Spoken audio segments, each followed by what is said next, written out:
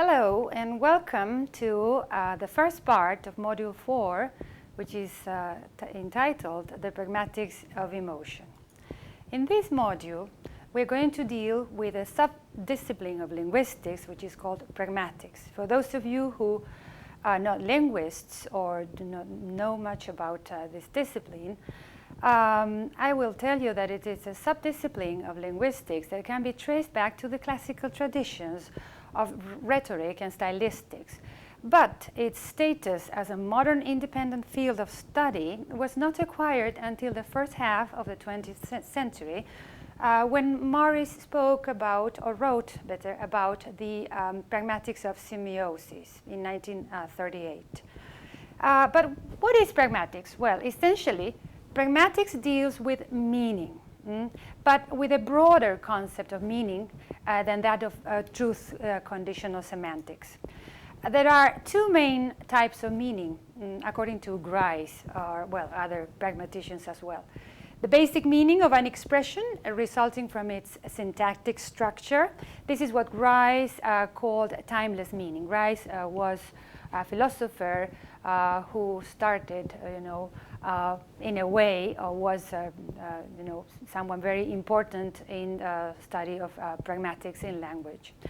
And then the second type of meaning is what someone means by using a given expression in a given situation. And this is what we call in linguistics utterance or contextual meaning. So pragmatics, of course, is mainly concerned with B, with utterance or contextual meaning. That is to say, with not only text but also context. And Leach, in his Principles of Pragmatics, very, very important book in pragmatics in 1983, he made the distinction between these two types of meaning by expressing it through these two questions. When someone says, what does X mean? That is, what does an expression mean? You're asking about semantic meaning. But if you ask, what do you mean by X?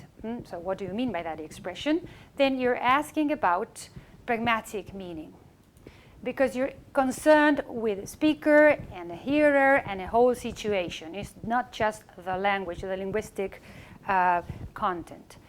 So, as I said, pragmatic meaning involves both text and context. And context is a very important concept in pragmatics because the context is what helps you understand the meaning that is agreed between interlocutors. So, Anita Fetzer spoke in her book about context, about different types of context, like the cognitive context, the cultural context, the linguistic context, and the social context. But we added, in our book on pragmatics this year, we added one more type of context which we thought was very important, which is the emotional and attitudinal context, and which is very important for this MOOC, because here we are talking about language and emotion.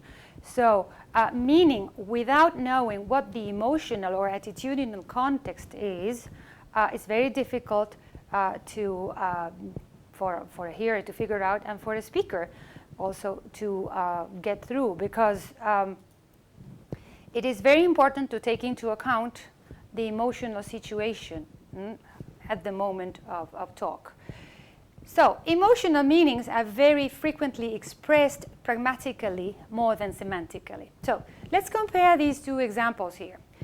This is in situation one. We have Peter has obeyed his mother's orders, and so Peter's mother says, "I love it when you're obedient, sweetie."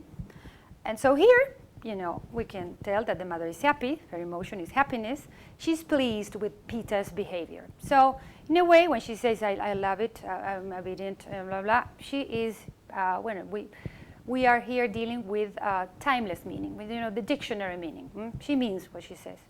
Now, in the second situation, she uses the same exact utterance, but the situation has changed. Peter has not obeyed. He has disobeyed his mother's orders.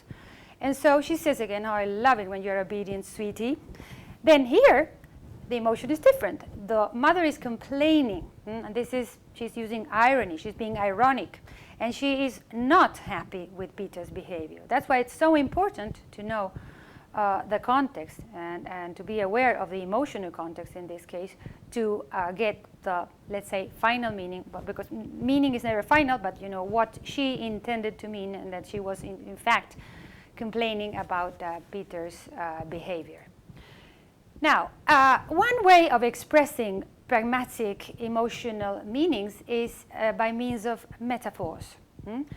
For example, we may think of emotion, in this case, in the case of the examples here, anger, as a fluid in a container. So that's when we say, well, she exploded. He was boiling with anger. If you look at the dictionary meaning or timeless meaning, you say explode. Well, of course, that the woman did not literally explode. What happened is that she was angry. So here we're using figurative meaning and utterance meaning. That's what we have to pay attention to here. Then also, if he says he was boiling with anger, he was not really boiling, but we're using that metaphor to express, to enhance, let's say, our emotions. Another way could be by using body parts and organs which refer to emotions. This would be what we call metonymy. So, for instance, when we say, my heart sank into my boots, my knees trembled, he was head over heels in love with her.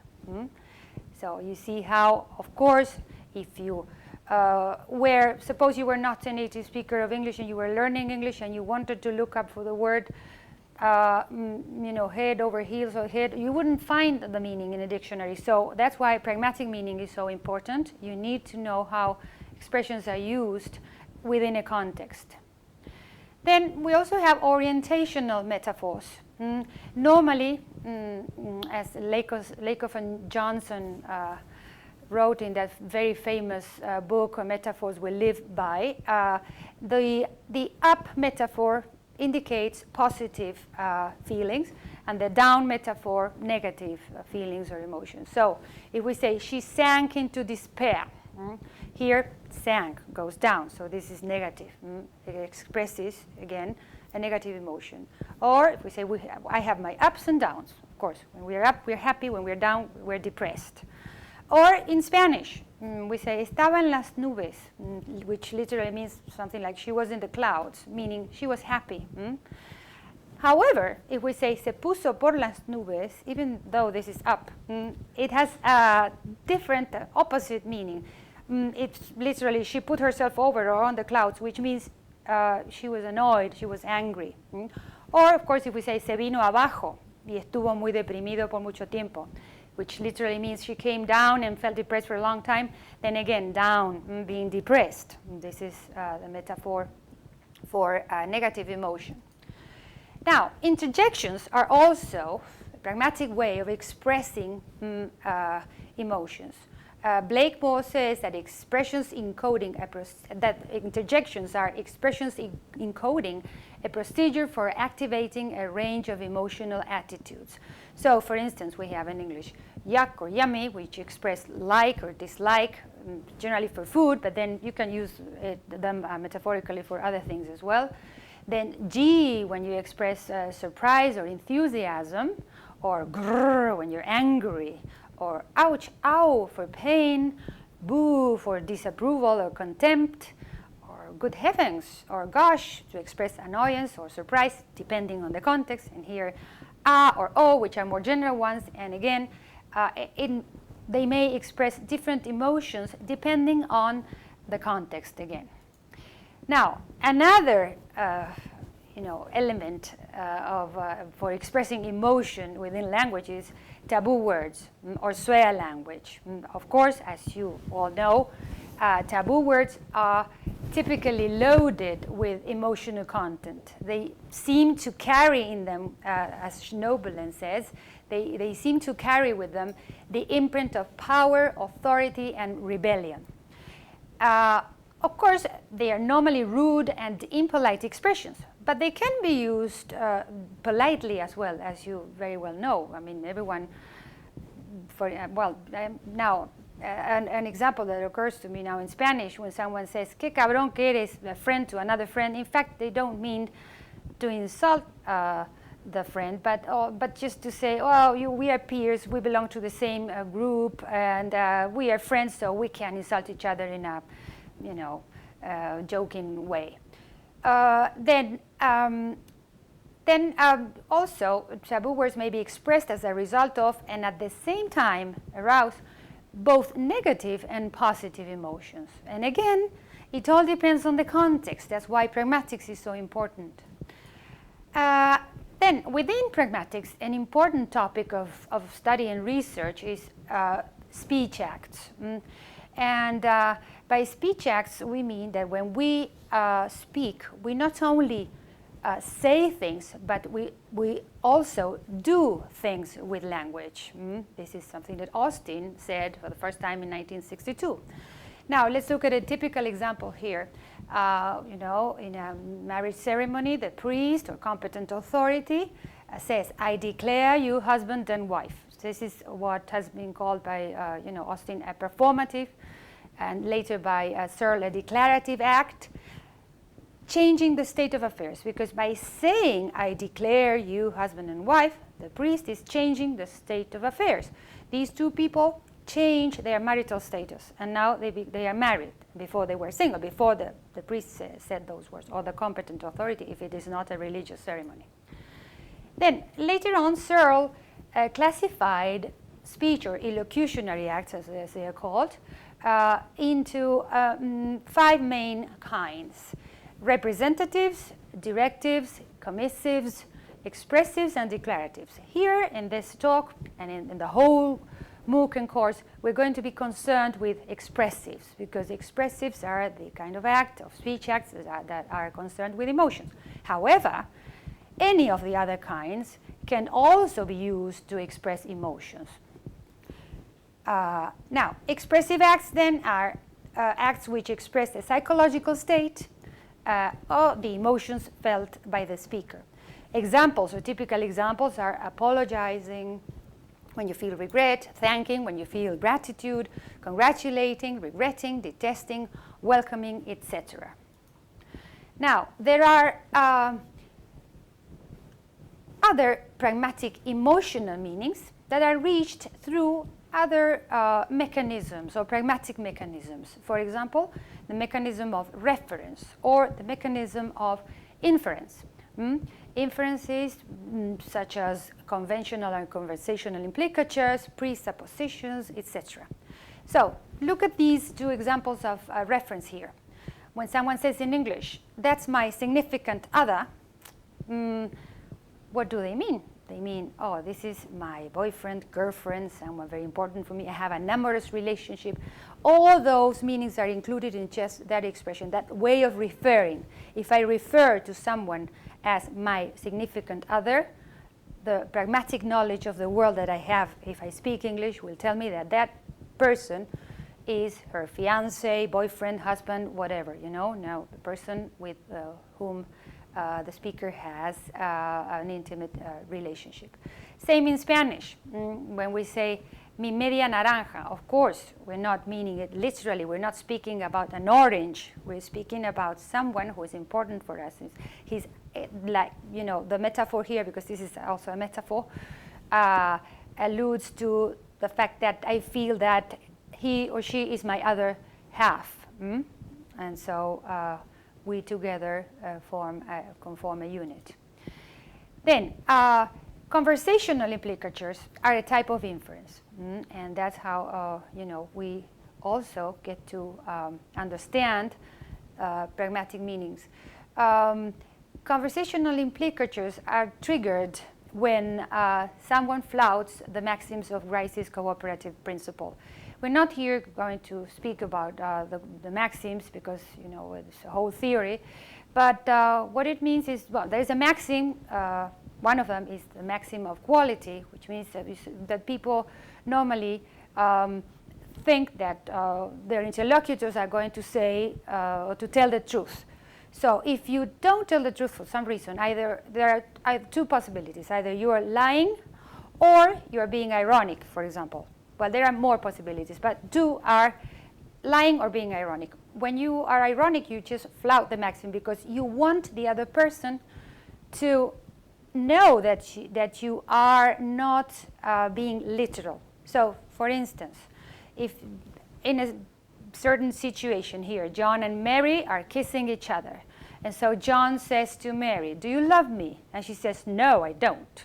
So, of course, in this situation, John will understand that she's flouting the maxim of quality. She doesn't mean what she says, and that, in fact, she loves him very much.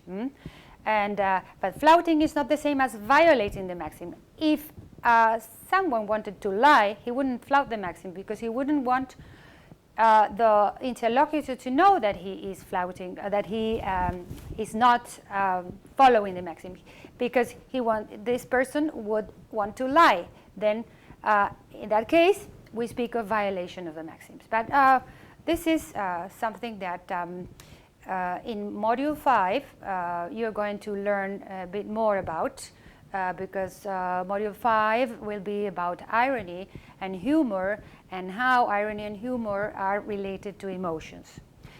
Another type of inference that is useful and that we normally make when speaking a language and when listening to someone speaking are presuppositions. Presuppositions are inferences triggered by particular expressions or grammatical structures within certain contexts. So, for instance, consider this situation.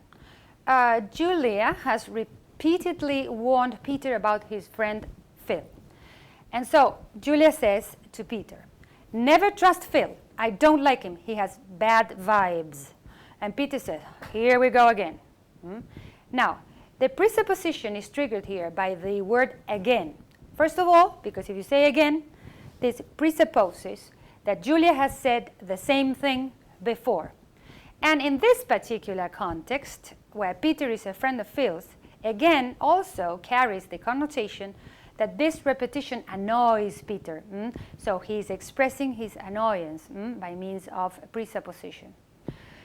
Okay, another thing that we're going to see in this module is how emotions are expressed in computer-mediated communication.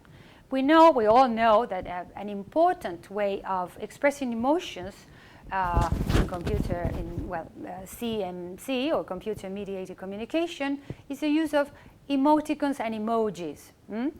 They are used to carry out some important discourse functions, we know as well, such as to reinforce positive emotions towards the addressee, or could be to reinforce negative emotions as well. And Professor Carmen Maiz is going to talk about this in part 4. She's going to talk about the use of emoticons and emojis in professional and academic exchanges.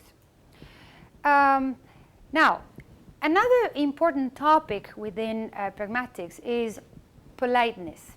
Politeness and impoliteness.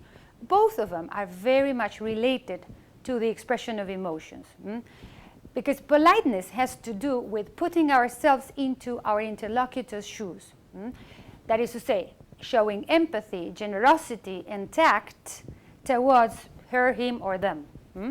So there are different theories or views and different impoliteness or politeness principles and maxims. But basically, it is summarized in this, what Lich said in his last book on the general strategy of politeness in 2014. So, in order to be polite, the speaker or the self, he says, expresses or implies meanings that associate a favorable value with what pertains to the hearer or the other, or associates an unfavorable value with what pertains to to the speaker.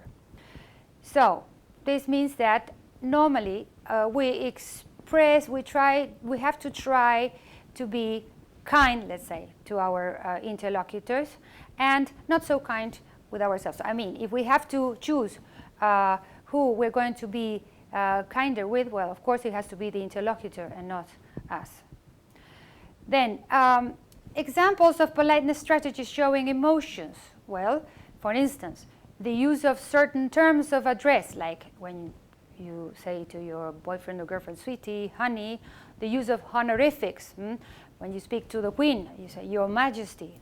Or the TV distinction that we have in Spanish and in French, tu vous or tu usted, depending on who or what relationship, what emotional relationship I have with my interlocutor, I'm going to use tu or usted, depending. So that's also how emotions, in a way, are grammaticalized in the language and the treatment that we give to different people depending on the context.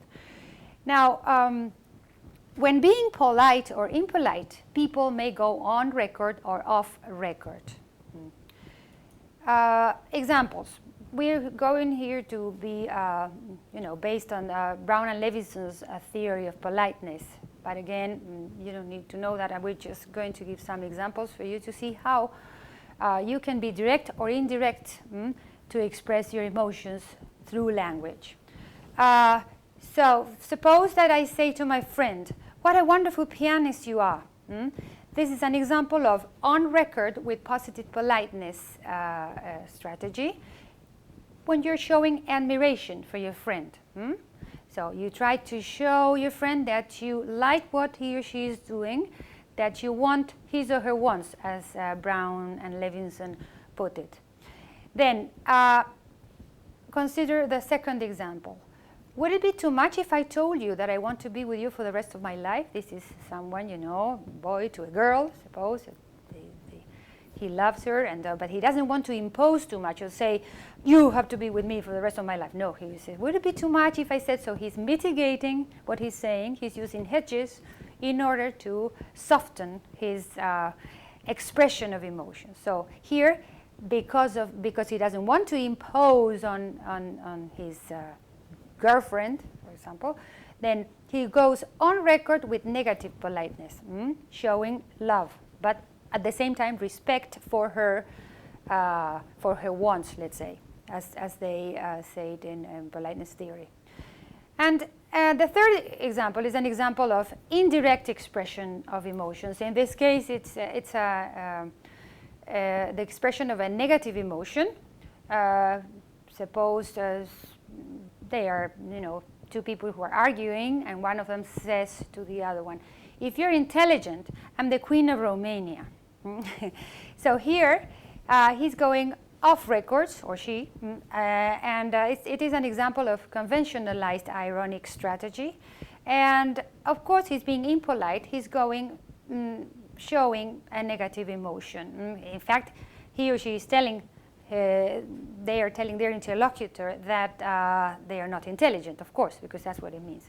Now, Professor Santamaria will elaborate on this topic, politeness or impoliteness, in part 2 of this module. Now, we go now to emotions at work. In this MOOC, as we said, we're going to study different corpora, but all of them have to do with the work environment. Because, of course, emotions are not just things that you express in your private life or your personal life. Emotions are everywhere and are taken care of every time that you open your mouth, in fact, because every time you have to interact with someone, you have to somehow be empathetic and try to put yourself in their shoes. So that's why we're interested in the work environment, because you will be surprised to see how frequently emotions are expressed and how important it is to be able to manage your emotions at the workplace through the use of language, because in fact language is an emotion regulator. We use language to express our emotions and somehow control and regulate our emotions, and to a certain extent we also use language to control, as much as we can, our interlocutor's emotions, because depending on what I say, I will say, okay, I'm going to say this because I don't want him to get angry, so I'm going to mitigate, I'm going to use this strategy. Of course, maybe you're not conscious when you, because this is something we do in language every day, and they are normally unconscious mechanisms. Sometimes you are conscious and you manipulate the others by being persuasive, etc. We're going to see about that, more about that in Module 9, which is about persuasion and emotion. So, In the next part of this module, we shall see how all these pragmatic phenomena affect and are used by speakers in their work interactions. So Professor Carmen Santamaria in part 2 will speak about emotions and politeness at the workplace. Professor Carmen Sancho in part 3 will speak about emotions expressed in the reports of fatal air accidents. And Professor Joan Neff will talk about terms of address and implicatures in academic and political work environments. Professor Carmen Maiz will speak about the use of emoticons in professional and academic exchanges. And Professor Eva Oggerman will speak about emotions in corporate responses to negative online feedback. All these professors are in our Emofundet group, and well, some of them are from Universidad de Alcalá here in Madrid. Professor Joan Neff and Carmen Maiz are from Universidad Complutense, and Professor Eva Oggerman from King's College in London. So now this is the end of Module 4, Part 1, and it's your time to watch the second part. So goodbye and thank you.